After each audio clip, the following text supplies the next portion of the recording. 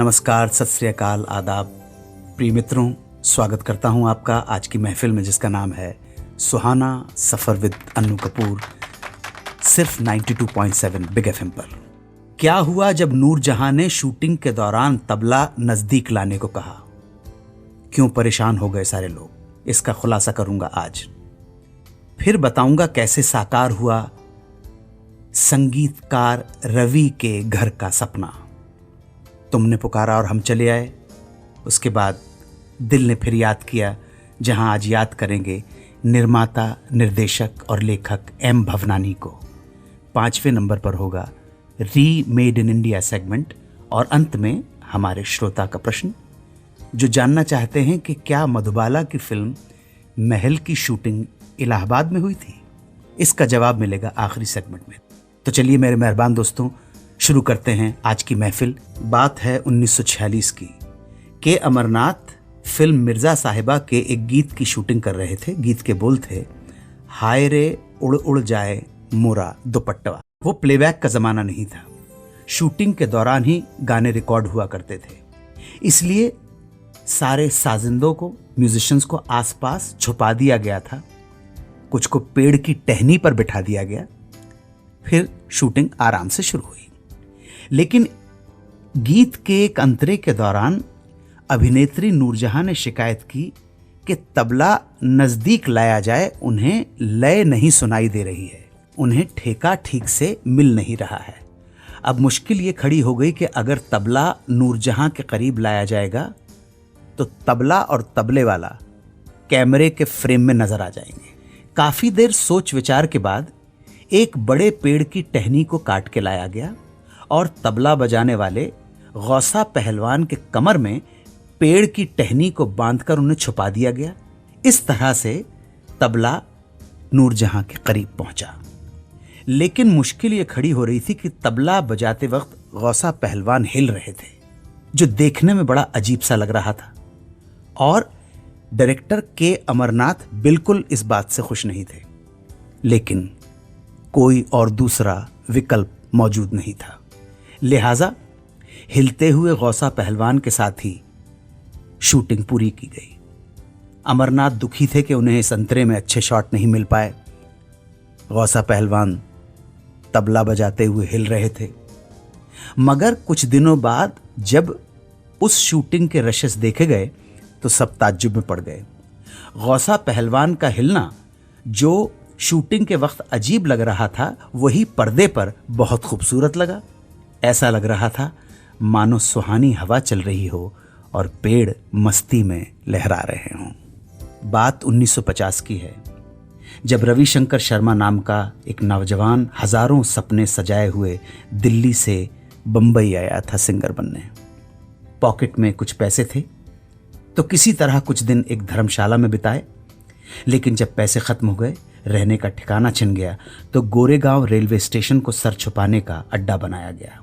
Platform की दुकानें जब बंद हो जाती थी तो वो चादर बिछाकर वहीं सो जाया करता था। कुछ वक्त गुजरने के बाद गायकी का सपना तो बिखर गया और संगीतकार बनने का निश्चय कर डाला। असिस्टेंट का काम भी मिलने लगा तो अपनी पत्नी और बेटी को दिल्ली से बंबई बुला लिया और कांदीवली के एक गोदाम में किराए पर रहने लगा। कांदीवली के उस गोदाम में बस दिन गुजर रहे थे। मन तड़प उठता था कि बीवी बच्चों को एक अच्छा सा घर दे सकूं, लेकिन आर्थिक स्थिति बिल्कुल ठीक नहीं थी। लेकिन हौसला बुलंद था कि एक दिन सपने पूरे होंगे, और रवि के भाग्य ने साथ भी दिया। फिल्में मिलने लगी एज ए म्यूजिक डायरेक्टर और हिट भी होने लगी। एक के बाद एक हिट फिल्म का सिलसिला चल पड़ा। पैसे जमा कर लिए तो रवि ने सबसे पहले एक खूबसूरत सा घर बनाने की सोची और मुंबई के सांता क्रूज में एक जगह है हीरा बाग, वहाँ एक ज़मीन खरीदी और फिर बनाया एक खूबसूरत सा बंगला। नाम दिया वचन, क्योंकि वचन उनकी पहली हिट फिल्म का नाम भी था। हेलो, कौन साहब बोल रहे हैं? नमस्ते सर, मैं अनूप जी, मैं प्रदीप ठकुरानी बोल रहा था अजमेर से। अच्छा, नमस्कार प्रदीप भाई, कैसे हैं? बहुत बढ़िया है अनूप जी, आपका शो सुनते हैं, बहुत अच्छा लगता है। जी जी जी जी। अजमेर कैसे है? अजमेर के क्या हाल है? मौसम कैसा है? मौसम तो सर बिल्कुल बराबर है, ना ठंडा है ना गर्मी है, बिल्कुल ठीक, अच्छा, फर्स्ट क्लास। अच्छा मौसम है। अच्छा, आप किस व्यवसाय में सर्विस करते हैं, बिजनेस है? सर मेरा बिजनेस वैशाली हॉस्पिटल में है, जी। कैंटीन है। अरे वाह, कैंटीन। अरे वाह वाह, वैशाली हॉस्पिटल में कैंटीन है, क्या बात है प्रदीप भाई। और परिवार में और कौन कौन है? परिवार में मेरी 2 सिस्टर हैं और मदर हैं, फादर हैं, जी जी जी। और एक मैरिड है, मैं मैरिड हूँ, और एक मेरी सिस्टर है छोटी मेरे से। और आप भी शादीशुदा हैं? नहीं साहब, अभी हम बैचलर ही हैं, कवारे। अच्छा, कोई है, कोई दिल में कोई बसी हुई है कोई? नहीं, बस हुई अभी तो नहीं। नहीं, बसाइए बसाइए बसाइए। नहीं, अजमेर नहीं, नहीं, अजमेर नहीं तो किशनगढ़ में कोई ना कोई मिल जाएगी। नहीं नहीं नहीं नहीं नहीं सर, ऐसे तो कोई नहीं है, पर फ्रेंड है। अच्छा, दिमाग में है, कोई ना कोई है, नजरों में और दिल में कोई होना चाहिए, बहुत जरूरी है। हाँ हाँ, जरूर होना चाहिए, पर सर अभी इतना मतलब नहीं है। बिजनेस में इतना खो गए हैं कि श्रृंगार और प्रेम के लिए समय भी नहीं रखा। क्योंकि सर सब ये है ना आपके लिए, ये क्योंकि आपने जो इतना हमें खो दिया है, सारा बिग एफएम की टीम ने पूरा इतना मतलब शो के अंदर इतना गुम कर दिया है कि हम किसी को याद करने की जरूरत ही नहीं पड़ती। अनिल कपूर जी, अनिल कपूर जी, अनिल कपूर जी को याद बहुत करो। आभारी, thank you so much. Pradeep भाई, आपकी पसंद का कोई गाना सुनवा सकता हूँ? आप बोलिए तो मैं सुनवा देता हूँ। अभी सर हमारा वैसे तो मोरा मूवी का है, पंकज उदास जी की आवाज का है जी। ना गजेगी दाल ना मोतियों के हाथ। जी, मैं वो प्रस्तुत कर देता हूँ। और एक बात और करनी थी सर, जी। हमारे जो वैशाली हॉस्पिटल में स्टाफ है, हमारे मैंने मुंह बोली सिस्टर है सुगंधा माथुर जी, हाँ जी। और और पीएस मिनी जैन, सोनू जैन और प्रियांश जैन, वो भी आपको बहुत तरीके से अच्छी तरह से याद सोनू करते जैन, हैं, सर। प्रियांश जैन और सुगंधा माथुर जी, सबको मेरे प्रणाम स्वीकार हों। और बहुत मेहरबानी कि आप हमारा कार्यक्रम सुनते हैं। बस प्रार्थनाओं में याद रखेंगे और हमसे ऐसे ही प्यार करते रहें, क्योंकि मैं तो हमेशा प्यार करने वाला हूँ।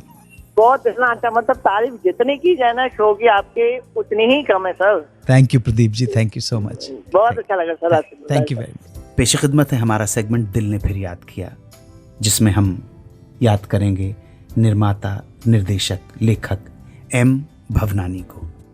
मोहन दयाराम भवनानी यानी एम भवनानी का 1903 में अविभाजित भारत के सिंध प्रांत में जन्म हुआ था। रईस परिवार के एम भवनानी की स्कूली शिक्षा हैदराबाद में हुई। उसके बाद वो मैनचेस्टर, इंग्लैंड के साइंस एंड टेक्नोलॉजी यूनिवर्सिटी में पढ़ने के लिए भेजे गए। इसी दौरान एम भवनानी का फिल्मों के प्रति आकर्षण बढ़ने लगा और उन्होंने मन बना लिया कि वो सिनेमा में ही अपना करियर बनाएंगे। इसी वजह से वो मैनचेस्टर की पढ़ाई पूरी करने के बाद जर्मनी चले गए और वहाँ यूनिवर्सम फिल्म एजी से फिल्म मेकिंग की शिक्षा ली। उसके बाद इंडिया लौट आए। उन्हें फिल्मों में काम पाने के लिए ज़्यादा संघर्ष नहीं करना पड़ा और कोहिनूर फिल्म कंपनी में उन्हें काम मिल भी गया। एम भवनानी ने पहली फिल्म बनाई वीरबाला और पहली ही फिल्म से उनकी गिनती बेहतरीन डायरेक्टर्स में होने लगी। हिंदी फिल्मों में हॉलीवुड स्टाइल लाने वाले वो पहले निर्देशक थे। Cinema Ni Rani, wild cat of Bombay, trust your wife जैसी फिल्में इस बात की मिसाल हैं।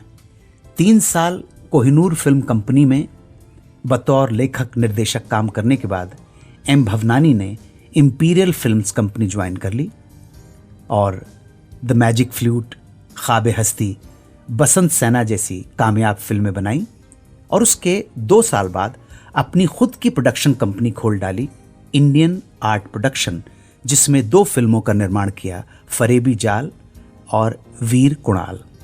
उसके बाद वो जर्मनी चले गए साउंड फिल्म टेक्निक सीखने के लिए। 2 साल बाद वहाँ से लौटे तो अजंता सिनेटोन और भवनानी प्रोडक्शन की स्थापना की और एक के बाद एक फिल्में बनाते चले गए और टोटल 60 फिल्में बना डाली। फिर वसंत सेना की शूटिंग के दौरान एम भवनानी का दिल फिल्म की अभिनेत्री इनाक्षी राव पर आ गया और भवनानी साहब ने उनसे शादी रचा ली। एम भवनानी ने लगभग 10 डॉक्यूमेंट्री फिल्में भी बनाई जो काफ़ी चर्चा में रहीं। 58 साल की उम्र तक वो लगातार काम करते रहे। लगातार काम करने की वजह से स्वास्थ्य बिगड़ता चला गया और 30 दिसंबर 1962 को चिरनिद्रा में विलीन हो गए। हिंदी सिनेमा में बहुमूल्य योगदान देने वाले एम भवनानी को हम अपने श्रद्धा सुमन अर्पित करते हैं। रीमेड इन इंडिया में आज बात करेंगे 1948 में प्रदर्शित एक इटालियन फिल्म की। इस इटालियन फिल्म को दुनिया की सर्वकालिक महान फिल्मों की प्रथम पंक्ति में शुमार किया जाता है। इसे डायरेक्ट किया था वित्तोरिया डी सिका ने और फिल्म में लैम्बर्टो माजुरानी, एंजो स्तायोला और लियोनेला कैरल ने अभिनय किया था। फिल्म का नाम बाइसिकल थीव्स। इस फिल्म की कहानी का हीरो एंटोनियो रिकी बेरोजगार है, गरीब है। एक दिन उसे दीवारों पर पोस्टर चिपकाने का काम मिलता है, लेकिन वो ये काम तभी कर पाएगा जब उसके पास साइकिल हो। उसकी साइकिल पहले से ही गिरवी रखी हुई है। उसकी पत्नी मारिया अपने दहेज में मिली चादरों और कुछ सामान को बेचकर साइकिल छुड़वाती है और दोनों अच्छे भविष्य की कल्पना में झूमते हुए साइकिल पर सवार होकर घर लौटते हैं। अपने काम के पहले ही दिन जब एंटोनियो सीढ़ी पर चढ़कर पोस्टर चिपका रहा होता है, तब एक चोर उसकी साइकिल चुरा कर भाग जाता है। बाकी की पूरी कहानी, पूरी फिल्म उस चोर और साइकिल को खोजने की जद्दोजहद पर केंद्रित है। इसी कहानी से प्रेरित होकर भारत में भी एक फिल्म बनाई गई। ये फिल्म एक गरीब किसान की कहानी है जो शहर चला आता है।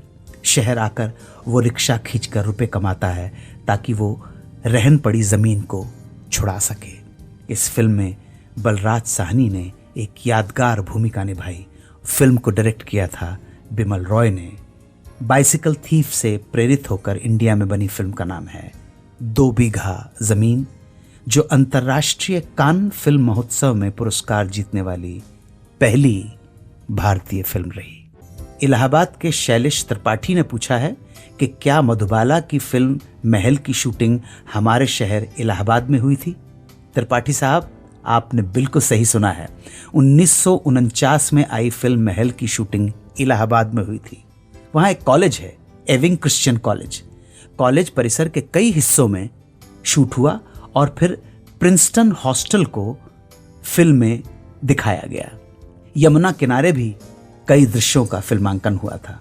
सिर्फ महल ही नहीं, इलाहाबाद में और भी बहुत सारी फिल्मों की शूटिंग हो चुकी है और हिंदी सिनेमा का तो बहुत गहरा रिश्ता रहा है इलाहाबाद से, जिसके बारे में हम कभी विस्तार से जानकारी देंगे। आज के लिए इतना ही।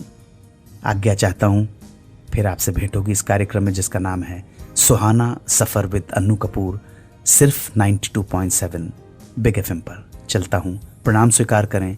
जय हिंद, वंदे मातरम।